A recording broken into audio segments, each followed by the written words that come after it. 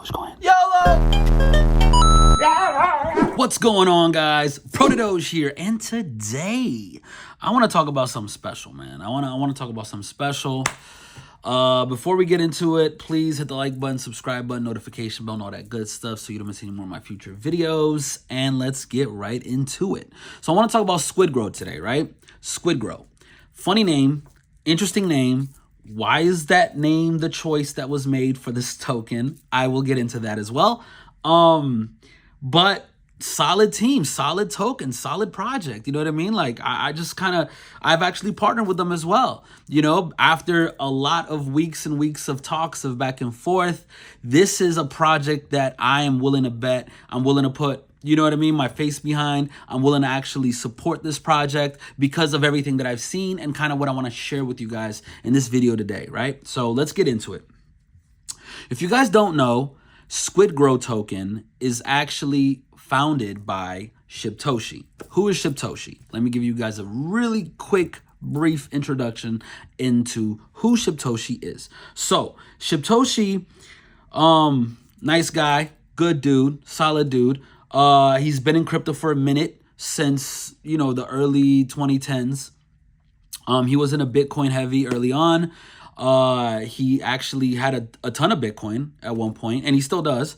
He sold a little bit off, but he's already a Bitcoin billionaire, okay? Before Shiba Inu token comes into play, he already had his money in a Bitcoin, and he already made a ton of money from Bitcoin. All right, so fast forward to the Shiba Inu token that he invested in. So much like, well, it's not really the same as me because I invested my whole life savings in a Dogecoin, but he invested a small amount of money into Shiba Inu. Just for fun, he put in $8,000 in a Shiba Inu just with his buddies. Like I said, he was already damn near billionaire at that time. He probably was already a billionaire at that time. So this is play money. $8,000 is play money for him, right? He put that in a Shiba Inu.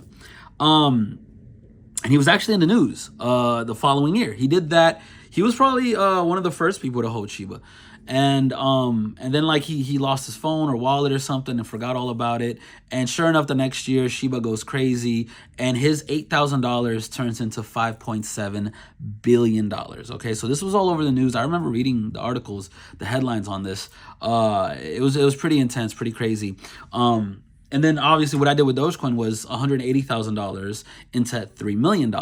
So nowhere near the same level of gains there, but still, you know, relative interesting, you know, dog tokens kind of thing. So we kind of share that in common, right? A little bit. But anyways, so I don't know if you guys know who Bad Anthony is. That's a homie of mine and a fellow YouTuber. You know what I mean? So how I got to know everybody was, and he's also Squidgrow representative, supporter, all the way, okay? So he hits me up. He's like, hey, man, I want to introduce you to somebody very special, Ship Toshi. All right, cool. I don't know too much about him except for like the headlines and stuff like that. Let's do it. I fly out to LA.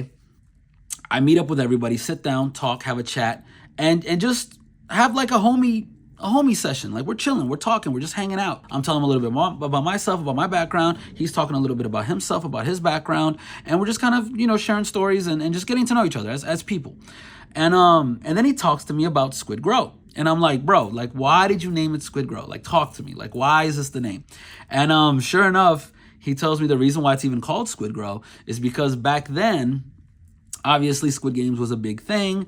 He decided to take a little bit of that name. Evergrow was also a token that was doing really well, I guess, at that time. I wasn't into Evergrow or anything, but he was. And he kind of just paired the two up and created Squidgrow token, right? Now, this guy's a billionaire, right? So, like I said, we're having a homie-to-homie conversation. I'm like, bro, you're a billionaire. Why aren't you, like, hanging out somewhere on a beach, drinking pina coladas, and chilling the rest of your life? Like, why are you out here stressing over a token?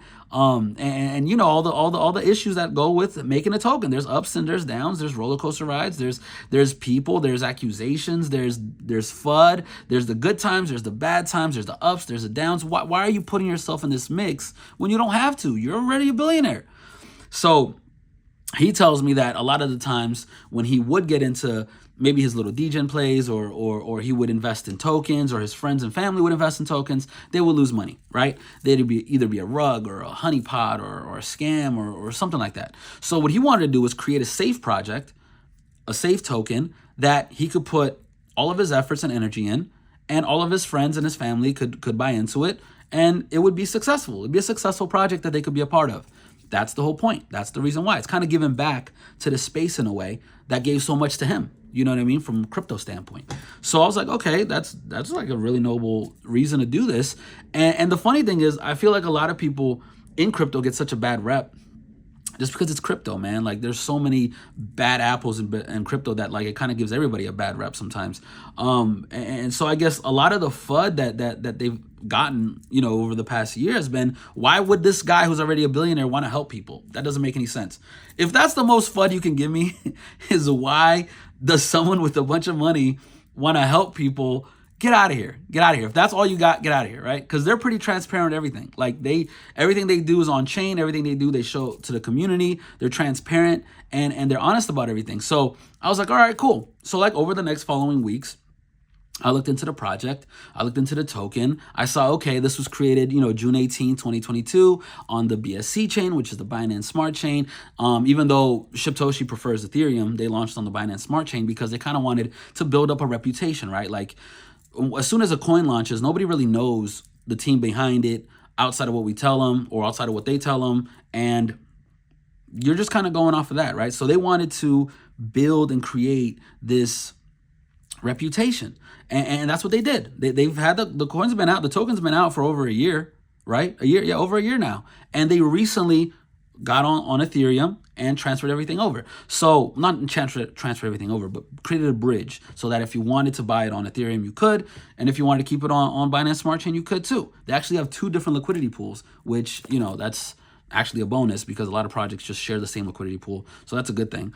But there's a lot of things about it that I love about the project. So I just kind of wanted to touch on the team and my trust and faith in the team. Like, I can look at somebody dead in the eyes for 5-10 minutes and have a conversation with them and see whether or not I can trust this person. That's just the type of person I am. I'm genuine, and I gravitate towards people who are genuine, and I gravitate towards people who are real, and that's the vibe he gave me. That's kind of the person that I met. You know what I'm saying? So I trust him. I trust him fully. I have faith in him, and I feel like this project is one that I can easily get behind, one that I can put money into, one that I can invest in. That's how I feel personally. But obviously, once you get to know the team, which a lot of people don't know the team, so that's a privilege that I have, getting to know the team and knowing exactly who these people are. So I'm basically vouching for them to you guys, because you guys have never seen what he looks like. He's not doxed or anything, but I've seen the man, and I know what he looks like, and I know the type of person he is. So that's just the team, solid team, right? Trustworthy team. Let's talk about the coin. Let's talk about the token. Let's talk about the project. So there's a lot of things that I love about this project. First things first, safety, right? Safety is always the number one thing. This project has 7 CertiK audits, 7 audits, right? You're lucky if you get 1 audit from a project sometimes. It's not easy. Like, a lot of times it's expensive, it costs money, like an audit, and you might be asking, why 7 audits, right? This is why. Sometimes audits miss something. They're humans doing these audits, okay? Sometimes they miss something. So you need to do a second audit, and then a third audit, and then a 4th audit. You know what I mean? So they went above and beyond and did 7 CertiK audits on the project. Not just on the project.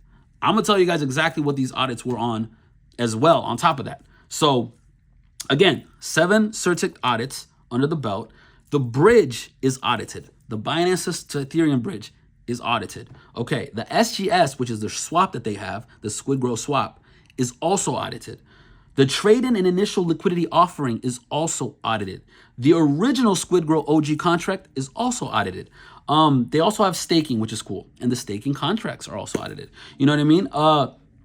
What else? So originally, for the Ethereum chain, they actually raised money for it. So each chain, like I said, has its own liquidity. And they raised about $1 million in the Ethereum chain for the liquidity, and everything went into the liquidity pool. Now, they also have taxes, which a lot of people don't like, right? They got taxes to buy, to sell, to transfer.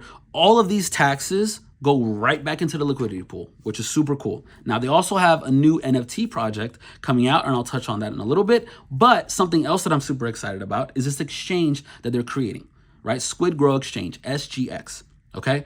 The cool part about the exchange is they're going to be like whatever gets used in the exchange as far as buys and sells and whatever. Okay, so most exchanges like Coinbase, like Kraken, like Robinhood, like all, like they make money when you buy and sell, right? There's a spread there that they make money on. So essentially, and I don't know all the in-depth details here and the technicalities behind it with the math and everything, but essentially with the Squidgrow exchange, all of the buys and sells that will be happening on the exchange, there will be a percentage of that goes to the holders.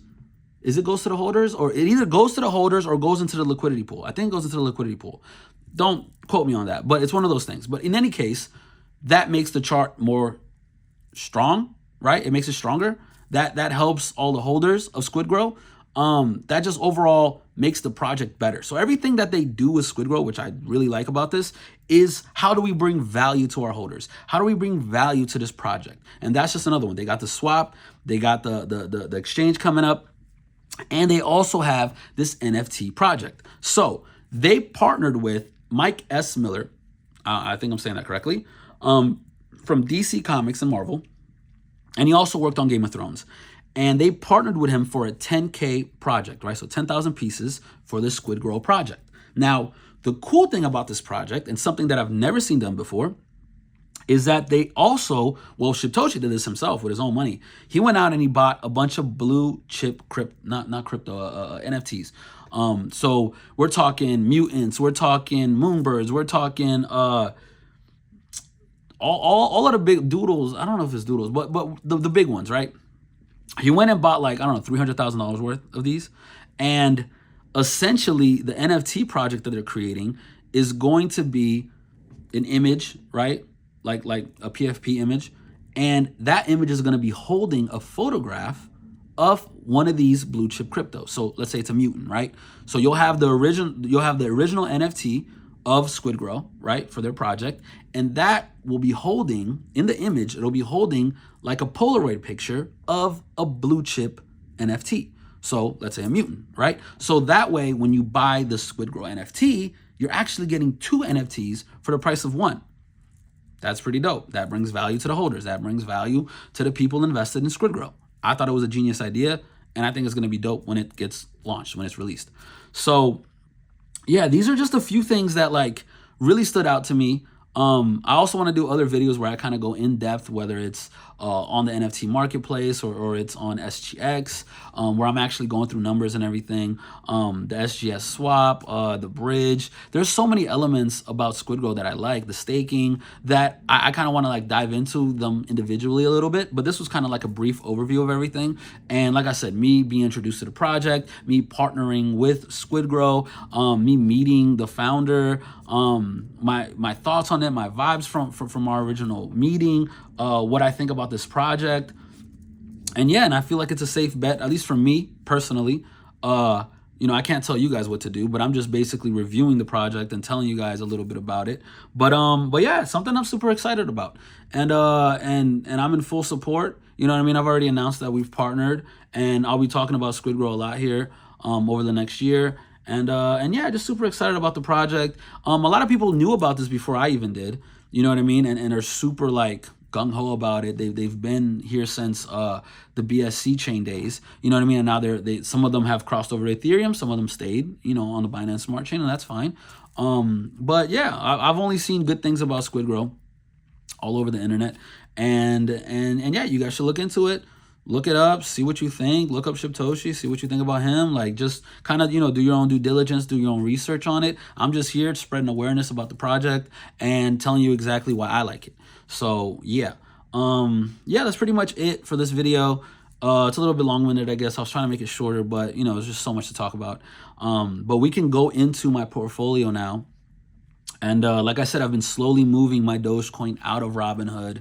Currently I have over 2 million Dogecoin in Robinhood, and I'm slowly moving it to a cold storage hardware wallet, and you should do the same. If you guys have Dogecoin and Robinhood, get out of off the exchange.